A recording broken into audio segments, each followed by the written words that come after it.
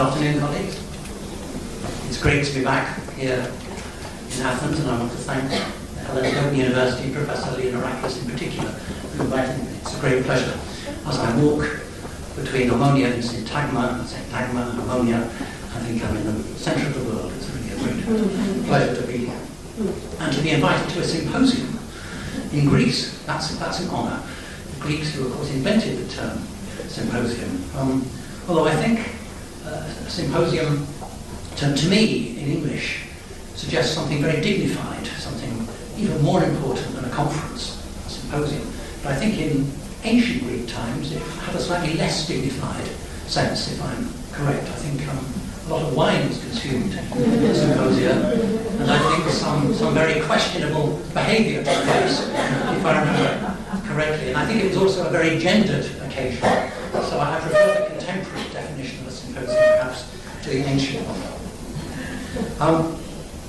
Now, this is a symposium on open universities, and you might think that I was going to come along and give you a sort of hooray speech about open universities. Hooray for open universities. Open universities are going to solve all the problems in Europe, and indeed they're going to solve all the problems in the world. And you've perhaps been to conferences where people have spoken exactly like that. I certainly have, over 10 or 20, or perhaps in my case even longer, even more years.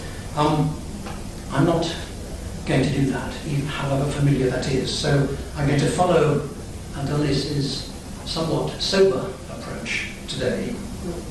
And you'll see the image on my screen is the image of a tsunami, a huge tidal wave about to overwhelm a town.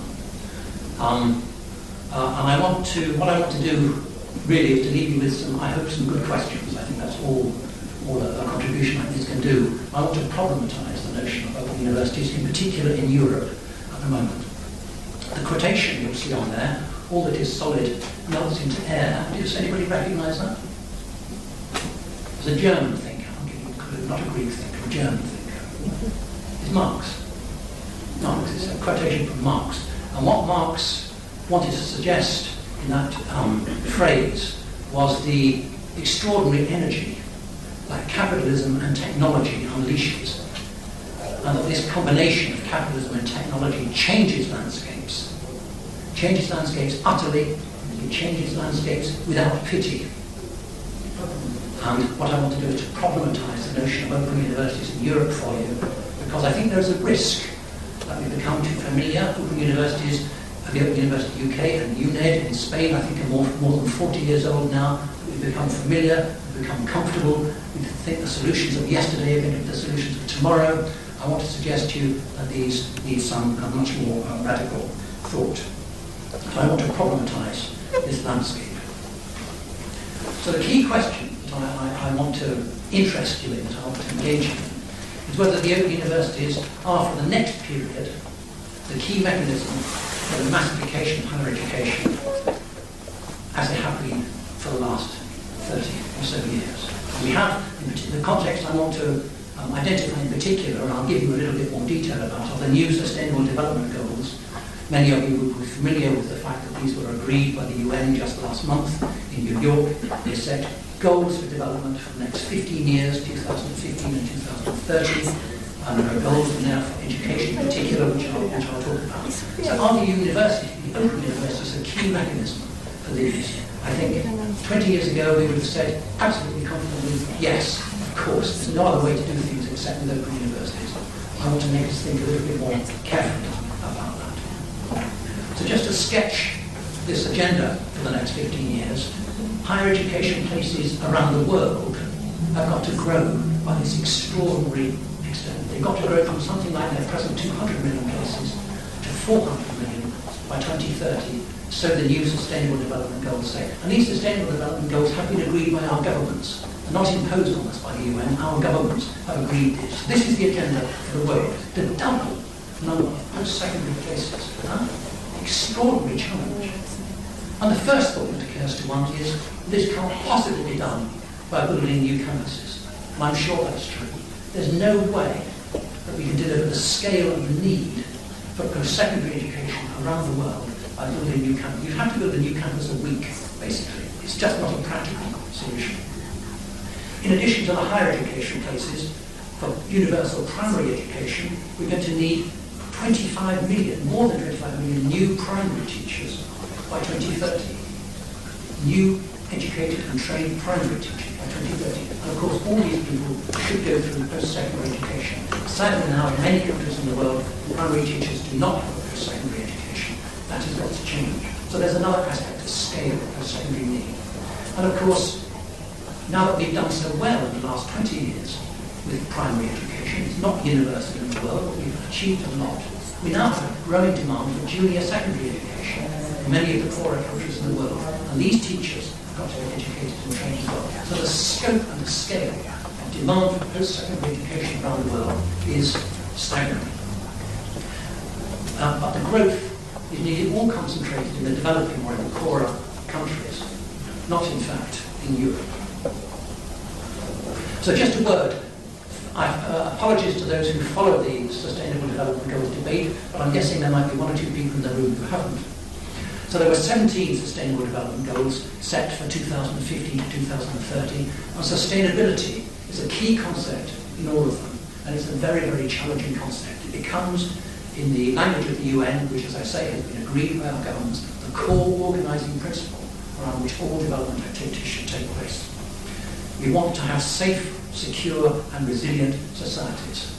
And I think Professor Giannarakis' introduction has made clear how far we are from that, even in Europe, let alone in many other countries around the world.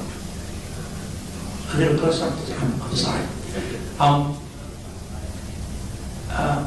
What's very interesting about the SDGs, if I use that shorthand, the Sustainable Development Goals, is that they are relevant, according to the UN, for all countries.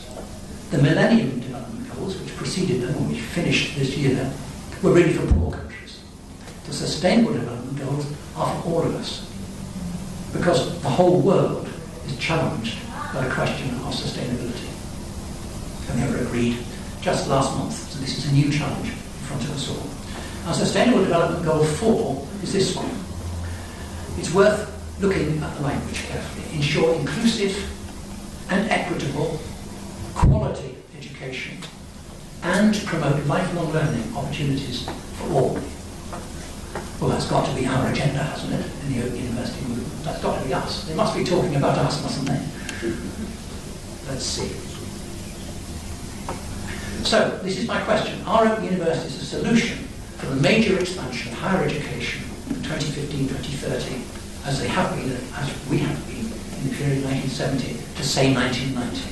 And I think we can fairly be said, in Europe at least, to have been the major instrument for changing the terms of definition for higher education in our European countries. We changed the face of higher education. We changed what university students look like. New kinds of people came to universities who were never admitted before, who were never thought appropriate. Let's be proud of what we've achieved.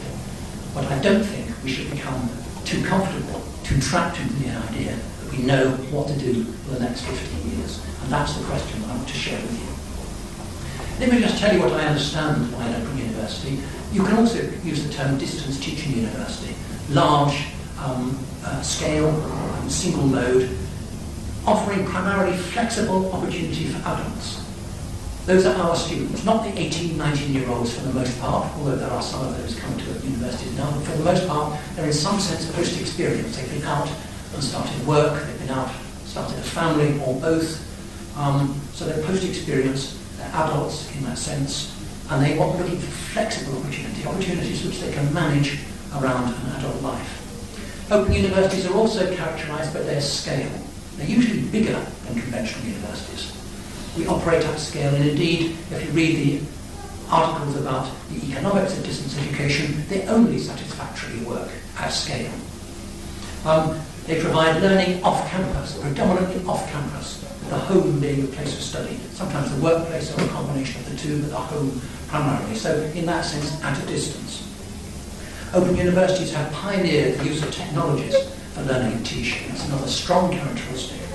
And open universities have also occupied the ground which talks about access and inclusion and equity. We've talked about all these things, about bringing new kinds of people in, about social justice, about fairness in higher education.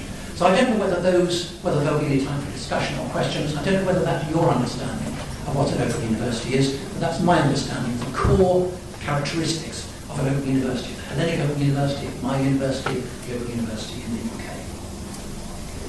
So there are something around 60 in the world, maybe more, it depends how you identify them. There are, I think, 8 in Europe. Let me see if I can, Dr. Hendricks will help me get this right if I'm wrong. I think there are Portugal, 2 in Spain. That's an interesting story, but we can't stop there. 2 in Spain, 1 in Madrid, 1 in Barcelona. Cyprus, Greece, Germany, the Netherlands, UK. Have I got that right? And Italy? Okay. In that case, we'd have to adjust that number to 9. Open universities exist in all world regions, so it's not just a European phenomenon. In Latin America and Canada, Africa, India, Asia, the Arab region. Interestingly, there are some very significant countries where there is no such thing. The USA is one, Australia is another, France is one within Europe, and Russia is another. So these countries share educational challenges that we have, but they choose not to employ the mechanism of an open university to help them solve that.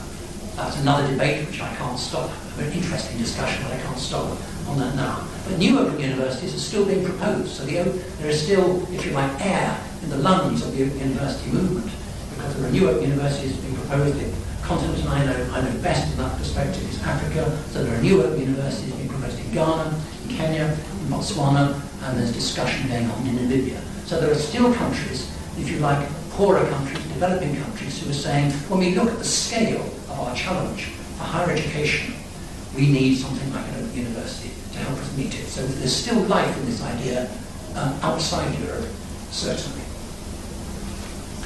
But I want to come now to one of the major challenges around open universities, and one of the things around which I think we need to reflect very carefully before we say, with confidence, that open universities are the tool for the next 15 years. And that's about the issue of student success, open distance and e-learning. There are so many terms, aren't there? Open distance, online. That's my chosen acronym for this week at least, open distance and e-learning. Student success rates are widely reported to be lower for part-time than full-time students. Check if that's true in Greece, I think it's true in most places. And lower for open distance and e-learning than for part-time as a whole. So student success rates are generally lower in open universities than in other parts of the higher education system. And I think this means that there is an imperative to improve student success. For the sake of students, of course, who invest their time, their self-esteem, and in England, substantial amounts of money in fees, but also for our reputation. Because our reputation, colleagues, is not good. Our reputation is not everywhere good for quality, and we have to face that. So before we go into another phase of development, saying we've got the answers for the next 15 years, we can provide you with a large part of the solution for the Sustainable Development Goals, I think we need to reflect very carefully on our achievement in student success. Because too often, there's no data. Open universities will happily tell you what their recruitment rates are. They'll happily tell you the size of the number of registered students. They're much less willing, certainly much less able, to provide data about how many students complete the qualifications. Of course, there is a significant variable about what qualifications are asked for on entrance. My own university is unusual, and I'm proud that it's unusual, in that we have no entry qualifications asked for at all.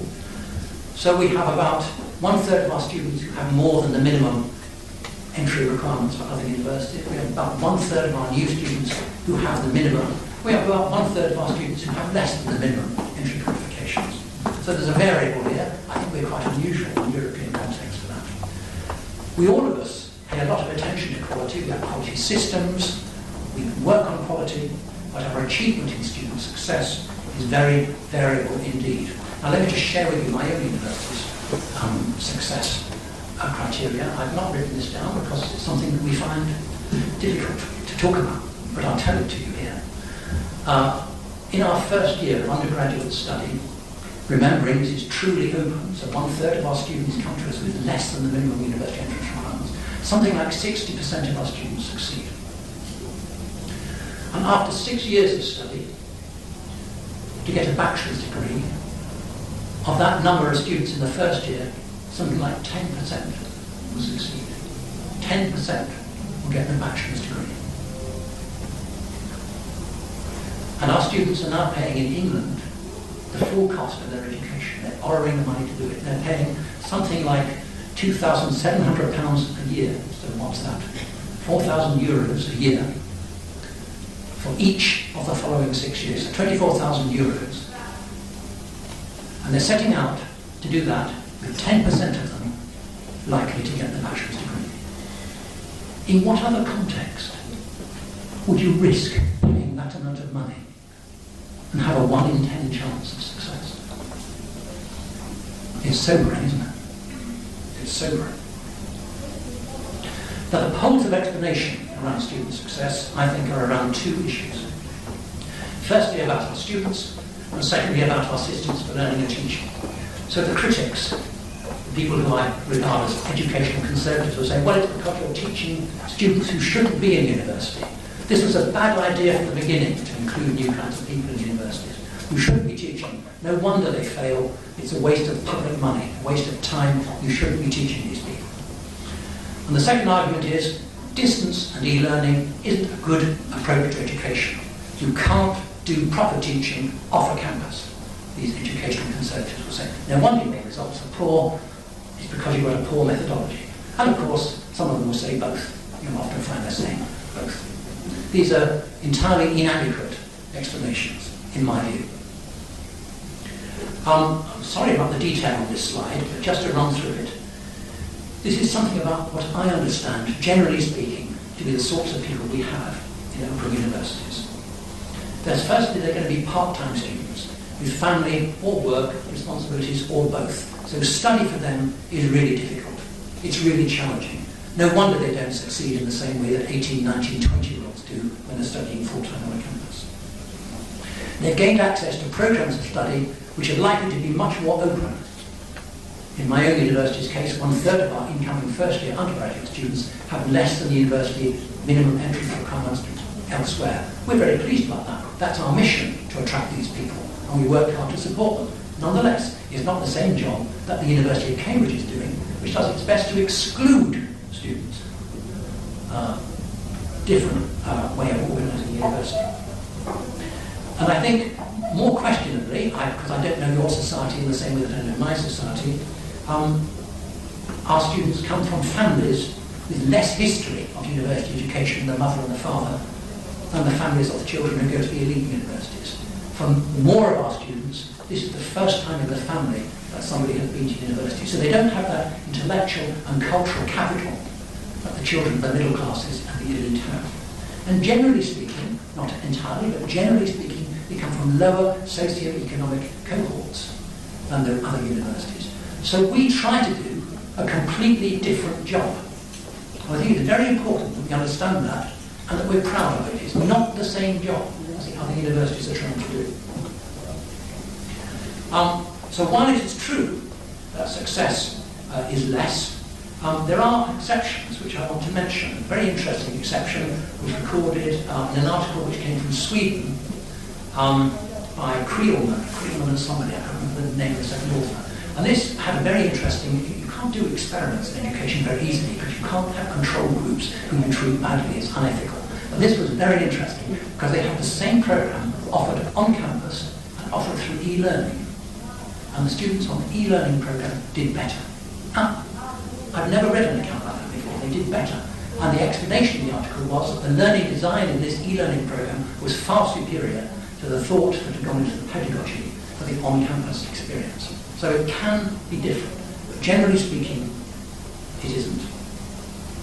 But my main point is that the core reason why our student success rates are different is that we have a different institutional mission. The University of Cambridge has something like 2% dropout per year. 2%. Very different from any university. The dropout was something like 40%, or a non-success rate of about 40% a year. The University of Cambridge selects, in their version of what is excellence, it is through the highest, the most refined nature of selection. So they exclude far more students than they accept. So no wonder they have high success rates. Our mission is completely different. It is to try and take as many people who want to come to us. In fact, my university doesn't choose its students at all. Our students choose us. It's the first time in British education history that principle has been reversed. Our students choose us, we do not choose our students. So we have a different mission, and I think it's very important to understand what that means, because it means, firstly, that we should be proud of what we do, but secondly, the nature of our challenge to deliver student success is very, very substantial. It's very great, and the results speak for themselves. And I don't think the results are adequate for the next 15 years. We have, therefore, competing narratives of excellence. Missions that are based on selection and exclusion dominate the narratives of excellence. In my country, at least, I don't want it to like in Greece, they dominate. Yes, we are the best universities. Look at our students, look at what sorts of people they are, and look at the dropout, which is very small. We have a much more difficult job with our narrative of excellence. Our narrative of excellence is about inclusion. Look at the sorts of people we try to educate. Look at how wide the categories are. Look at the people whose families have never been in university before. That's our narrative of excellence. But it's difficult to compete with the dominant narrative of excellence from our elite universities. So we have to work very hard in managing the messages, if you like. It's a public relations exercise here. We have to manage the narrative of excellence that is our chosen narrative of excellence, which is around our mission. I just want to mention briefly this report, and commend it to you if that doesn't sound too vain, from the International Council for Distance Education, a recent report this year on student success, on managing for student success, which sets out a framework for learning design, pre-study information, for curriculum, very often overlooked when we talk about student success. Too often open universities have adopted academic programs which are extremely conventional. I think because they're nervous about innovating with curriculums. Enough to innovate with who we teach. It's enough to innovate with our learning and teaching. Innovating with programs of study as well often seems a step too far. But you know the biggest single contributor to dropout? The programs are boring. We have to think really carefully about our curriculum and adapt our curriculum to the sorts of students we're teaching. Just to go back to the list, the fourth point, intervention is a key part in supporting student success. Don't wait for students to drop out. Find out where your students are and support them before they drop out. The ways in which we organise assessment is crucial to success. The way in which we make support in a large-scale system personalised, that it fits the individual, absolutely crucial. The person's got to feel that he or she belongs in this big university. We've got to have information and logistical systems which work effectively. The management contribution to open universities is absolutely central. And overall, we have to have at university strategic level a commitment to student success. It needs to be discussed in the university senior team 3 or 4 times a year with data. How are we doing on student success? Which programs are going backwards? What are we going to do about it? Because this is crucial. First of all, we're failing too many students.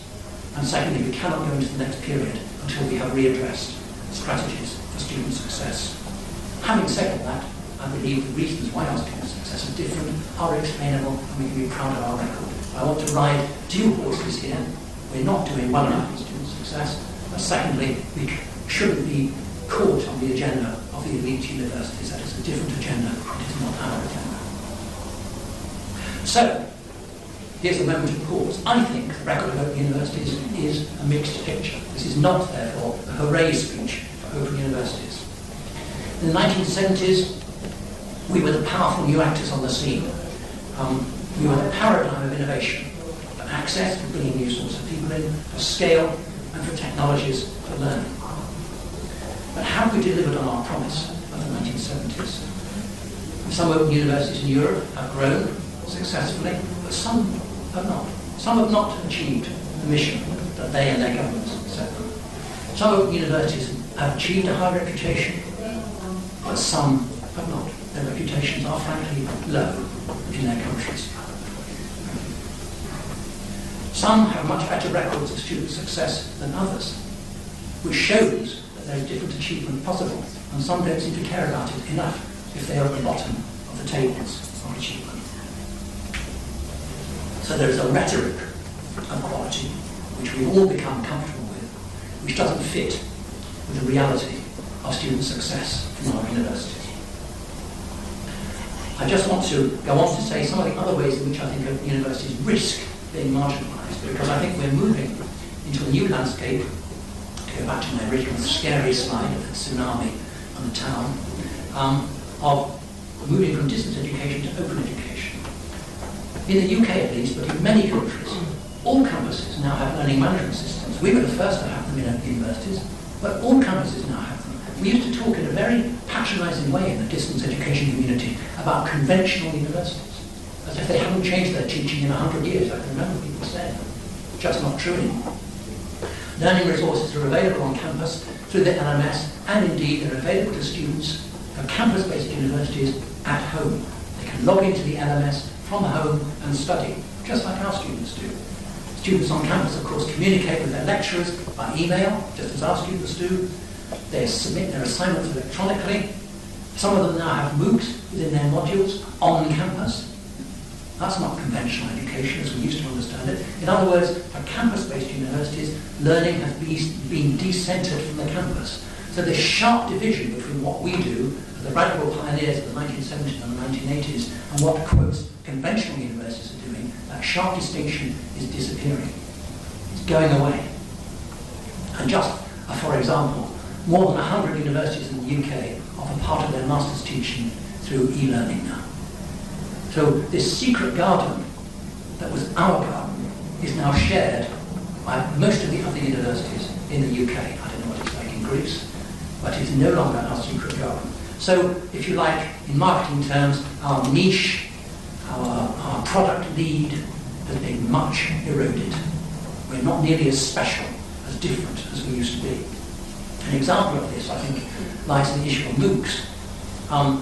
Open universities, if you remember, when MOOCs first started, were really quite cross. We were really quite angry about MOOCs because we were the pioneers. But suddenly this new MOOC development came about, and it didn't come from open universities, it came from places like Stanford and MIT, big research-based universities. What were they doing with online teaching, which was dominating the agenda for innovation? And I discovered in my own country that the University of East Anglia, is anybody here who's a graduate of the University of East Anglia? Good. University of East Anglia is a really nice university, but it's not especially good at anything. It's not especially good at research. It's not especially good at teaching. It's perfectly acceptable. But I then did a MOOC of theirs. It was really excellent. How did they learn to do that? Where did they learn to do that? Where did they learn to put together high-quality online teaching? It was a real surprise to me. It was a blow to our self-esteem in open universities. Suddenly, there were other actors on the scene doing really exciting, innovative, revolutionary online teaching. So, how dare they, was the answer at first. Thankfully, and happily, and not at all surprisingly, open universities have now pushed their way back, and I think now are in many ways at the forefront of the changes in digital teaching expressed in one medium at least through MOOCs, but it wasn't like that at the beginning. So again, this is a picture of the fact that our secret garden is no longer special, no longer us, other people do it. So, we have also the whole open education resources movement, which is not owned by open universities, other people are involved in that. So my question really is, for the future, will open universities dominate the space for innovation in the way that we have dominated it over the last 30 years? We might do, but I think we really got to step back and think, what is going to be our special innovative contribution? Because an open university is an innovative university by definition. If an open university doesn't continue to innovate, I don't think it needs a place in the landscape of higher education. I think we've got to step back and think very carefully, what is our innovative contribution going to be to an agenda which the Sustainable Development Goals have shown us needs innovation for both scale and quality. There are two enormous challenges there. How are we going to rethink our contribution to innovation to those challenges? So, open universities, a solution for the time, a solution for now, question mark, at least in Europe. It's absolutely clear that the world has changed. When I went to university many, many years ago, participation rate in higher education was around 6%. 6% of school leavers went to university. It's now in the UK something like 42%. It's a world change. It's a world change. And there are other countries with a higher participation rate than that. So we came into existence to put right the ROM that all these people, 94% of people, weren't going to university. But that pool is now much, much smaller. Is it big enough to sustain us in the future in the countries in Europe which have a significant proportion, perhaps more than half of their population, going to be graduates within 10 years? What are open universities for in that context? So while there are a continuing need, a new and an urgent need for large-scale solution in the poorer, in the developing countries, is that where we are now in Europe, is a question. I'm not saying the answer is no, but I don't think we've thought carefully enough about it.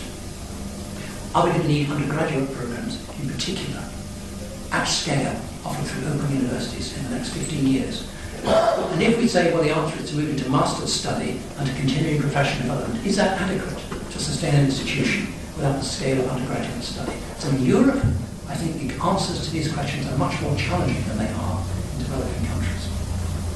So, I've come to the end of my contribution. I hope I've been able to make you think about things in new ways. Do we need to rethink the role of open universities in developed countries? I suggest we do from two perspectives. One is the perspective of student success. It is, and I say this about myself, about my own university, it's not good enough. And when students, at least in England, are paying higher and higher fees, I don't think it's going to be sustainable. Students don't know what the success rates are. If students knew that they were going to pay €4,000 a year, and only 6 out of 10 of them would get any results, or 10% of them would get a bachelor's degree, I don't think they'd go on doing it. And indeed, that's already beginning to happen. The student numbers in my university in the last 5 years have declined by 25%. Declined. So at a time of continuing need for higher education in England, student numbers in the Open University are going down. And I don't think we know where the bottom is. So there's big challenges. Student success is one important dimension that I think we have to think about in developed countries. And then for developing countries where they still have, in fact they have for the first time in many cases, this enormous challenge of growing capacity for the first time, we have the question of quality of student success. Don't let's be too comfortable about our quality codes and our quality practices, important though they are. Let's think about how many of our students succeed and how we're going to devote our energies to making that number greater. Thank you very much.